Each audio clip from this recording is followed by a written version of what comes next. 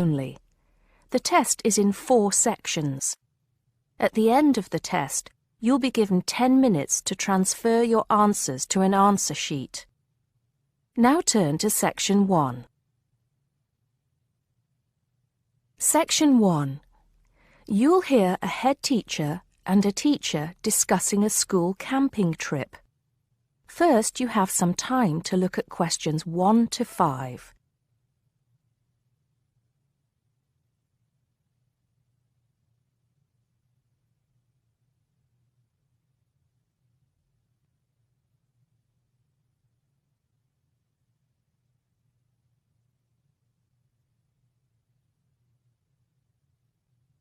You'll see that there is an example which has been done for you.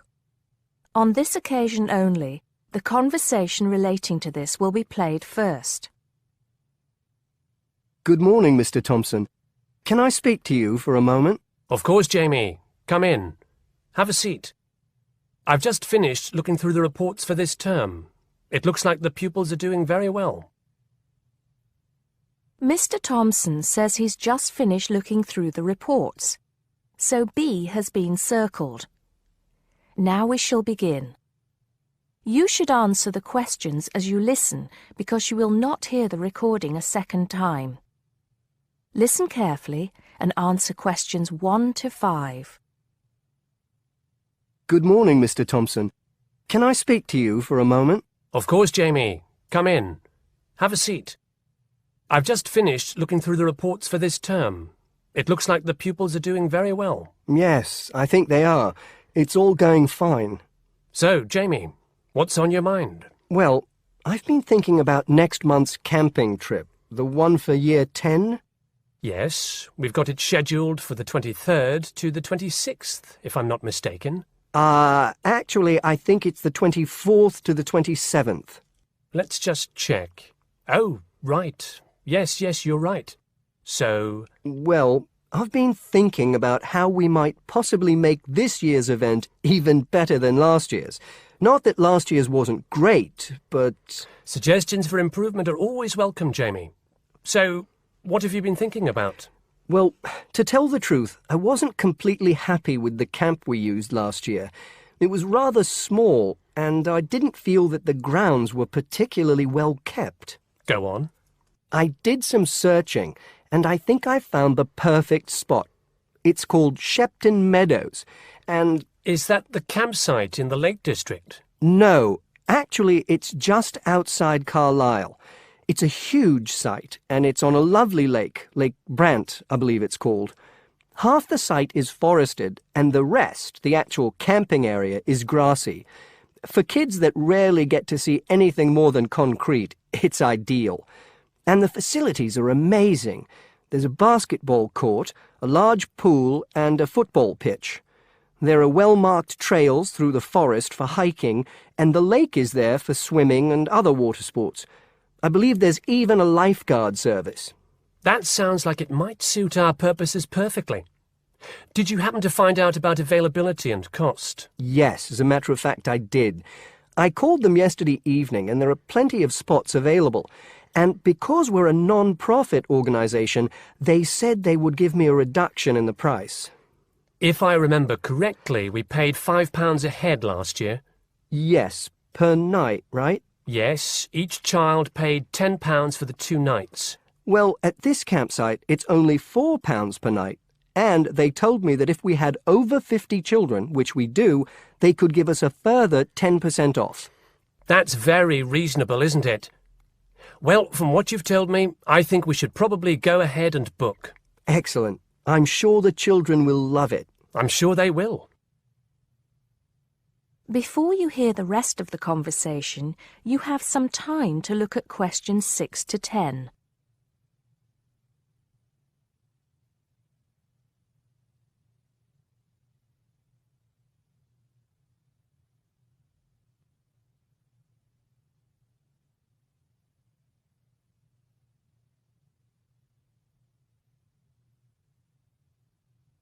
Now listen and answer questions 6 to 10. Now, Jamie, have you given any thought to an itinerary by any chance? As a matter of fact, I have. Wait 1 second. Yes, here it is. I've made a few notes. Okay, so, now, these are just ideas, of course. Yes, go on. Let's hear what you've got. Right. We time it so that we arrive at the camp around 7 on Friday evening. It'll still be light then, and we'll have plenty of time to set up camp and get ourselves settled in. At 8, we could have a barbecue, hamburgers and hot dogs, something that's nice and easy to prepare. And that children love. Yes. Then, lights out would be at 9:30, so the children will get a good night's sleep and be up bright and early at 7 on Saturday morning. Breakfast would be at 7:30, an hour's hiking from 8 till 9, and then a couple of hours at the lake. That would take us up to 11. I think that an hour of free time would then be in order. Let them have a chance to explore a bit on their own, Yes, great idea. And then? Let's see, a picnic lunch at 12, and then sports in the afternoon till 4. Another swim until 5, and then supper. After clean-up, around 6:30, we could have a talk-back session, where the children get a chance to discuss their day and anything else they might have on their minds. Then a campfire and sing-along at 8, back to the tents at 9:30, and, well, that takes care of Saturday. Excellent. That would certainly keep them busy. What about Sunday? Sunday, right. As on Saturday, same wake-up and breakfast times, and then I thought we could go on a bit of a day trip. There are some caves about an hour's walk from the camp, which I thought the children might find interesting. We could leave at 8, which would mean we'd get to the caves at 9. They could explore for a couple of hours, and we'd head back at 11. 12 o'clock would see us back at the meadows. An hour's swim, and then lunch at 1. Then we could have organised games in the afternoon until supper at 5. It would take us an hour to clean up our sites and pack up. We'd be on the buses at 6 and all set to head back into the city. Well now, you've certainly put a lot of thought into this, Jamie, and it's paid off. I think it sounds wonderful. I can't think of a thing that needs to be changed. Let's go for it. Brilliant. I'll get the itinerary printed up and put it up on the notice board this afternoon. That is the end of section 1. You now have half a minute to check your answers.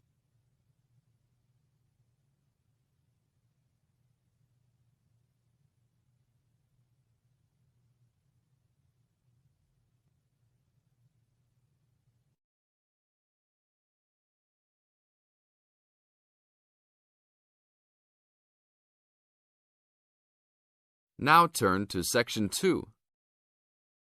Section 2.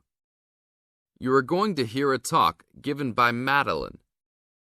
She is going to introduce the recreational facilities on campus and in town. First, you have some time to look at questions 11 to 20.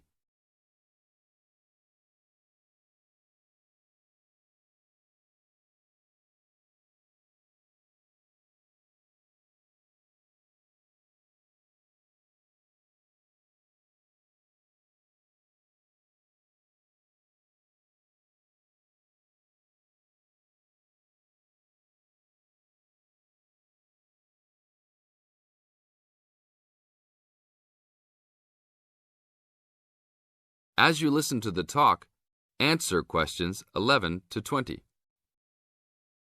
Well, good morning, everybody. My name's Madeline Stewart, and I'm here to tell you about the recreational facilities available on campus, and also to tell you something about what the town has to offer.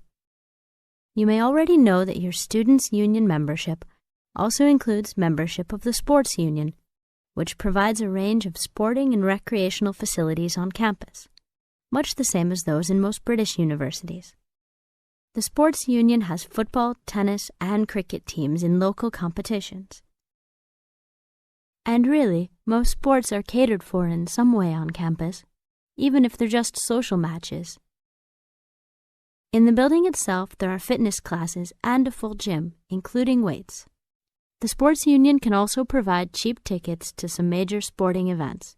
And to keep you up to date with everything available, there's a weekly newsletter distributed around the campus. You should check this to find out the names and phone numbers of the contact people for each sport or activity you're interested in. Yes, did you have a question? Yes, apart from what you've just said, does the sports union offer individual help in any of its activities, for example, in getting fit and healthy? Yes, we do. The sports union has a fitness assessment clinic every Friday, staffed by the resident sports trainer, who can provide advice on the best program for you and refer you to various charts.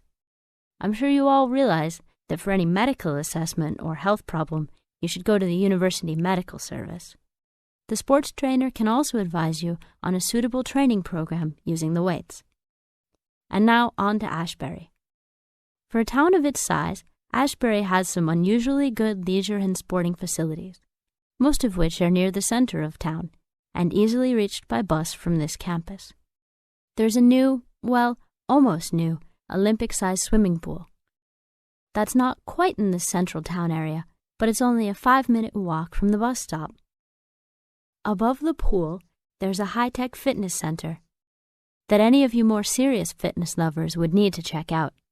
Then, in the center of town, there's a sporting complex called the Anderson Center, which contains squash courts and facilities for a number of other indoor sports, such as basketball. And just around the corner from the Anderson Center, in the main street there, is an indoor bowling alley. All of these facilities are listed in the weekly newsletter, so I encourage you all to look through it and... This is the end of Section 2. Now you have half a minute to check your answers.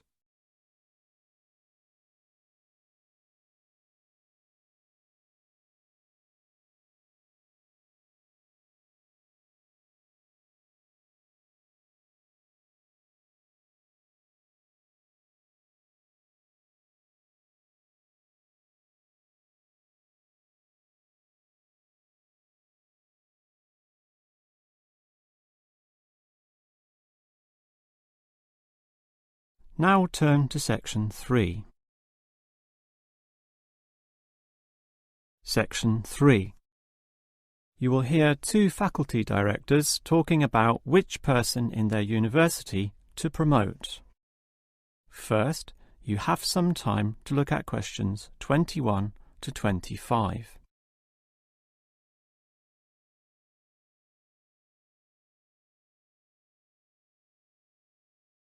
Now listen carefully and answer questions 21 to 25. OK, we've got to decide who to promote to leading education officer. Someone from the arts faculty, I suppose. Well, it can be from any faculty, since the position requires more general skills. Handling personnel, settling disputes and motivating them to focus on the task. It was the last position which involved computer knowledge, not this one. Surely computer knowledge would help. So too would knowledge in the arts. Sure, it would help, but the key criterion is being able to direct the staff appropriately. So it doesn't matter then from which faculty we select our candidates? Not really, but I've already looked at those from computing and rejected them all. Why? They're all too new, lacking in sufficient experience, whereas these ones from the business faculty are long-timers, so we'll take someone from there. I suppose you're right. The arts faculty doesn't present much in the way of suitable candidates either. But we'll still have to train the person, teach the ropes, as they say, and he or she will have to expect to do overtime as needed. Of course, it can get so busy that if we were open on the weekend, they'd have to work then as well. Just as well we're a Monday to Friday university, right? Right. But are you sure these people will actually want the job? The salary isn't such an improvement on their current ones. I know, but there are benefits. You get overtime rates, a nice place to put your car, as well as additional petrol money if you drive for company purposes, which they'll probably be required to do. But those benefits are quite limited, especially given all the work and responsibility involved. People often don't like that. They prefer the creative freedom of less senior teaching positions. Yeah, I know. But these candidates should realise that if they do this job well, there'll be more promotions down the line. You know how everyone likes having their own office, right? Sure. Well, that would come after a few years, if they're prepared to work hard and grow with the university.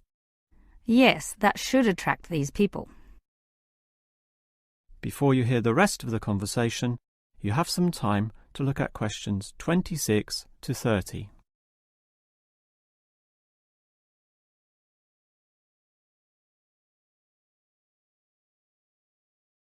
Now listen and answer questions 26 to 30. Well, that's enough talk about the job. What about the actual candidates? How many do we have? I've narrowed it down to 4. Just using their first names, that's Stephen, Abdul, Lek and Oscar. As you said, there's quite a bit of experience between them, about 34 years in all. What's the exact breakdown of figures? Abdul and Stephen both have 7 years. Lek has 1 more, and Oscar is the most experienced at 12. But who's the most qualified? Stephen and Abdul have an MBA. Oh, sorry, Abdul's got something called a MBP, some foreign thing which translates as Master of Business Practice. I'm not sure what that is, but does he do the job well? Very well, apparently. Better than Lek and Oscar, who hold a degree and some certificates respectively. But we have to think about any drawbacks. You know, possible issues with any of them. I asked the respective deans for feedback, and I found out that Stephen, the younger one, drinks a bit. So he has a problem with alcohol? No, he never drinks to excess, but at the bar he's often expressed his intention of moving on, of teaching abroad. Ah, he's not stable. Not stable at all, apparently. We'll never know for how long he'll hold the job. We need stable personnel, and people without family problems or sick relatives like the last guy we promoted. What about Abdul, then? Will he do? He might do, except his English language ability is limited. It's functional, but a bit broken, and meaning is sometimes lost. That's not the problem with the next candidate, Lek, who has good language ability, but this job involves handling people, and his dean says Lek's attitude is bad. In what way? His manners are okay, and he's interested in his job, but he believes there should always be adequate leisure in life. He definitely won't work overtime and complains a lot already about his job. But this last candidate, Oscar, is probably not the right one either. Why not? Not another problem with language. His first language isn't English, but he speaks it well enough. He's stable with a good attitude, but his age is the problem. Age is not a problem. That would be ageism, and I don't believe in that. But with his age comes health problems as well, and serious ones at that. Oh, that might be an issue then. That is the end of section 3.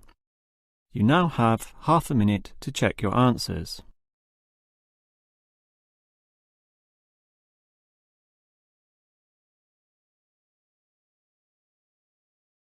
Now turn to section 4. Listen to the conversation between Andrew and Samantha. Complete the summary by writing one suitable word in the numbered spaces. First, you have some time to look at the questions.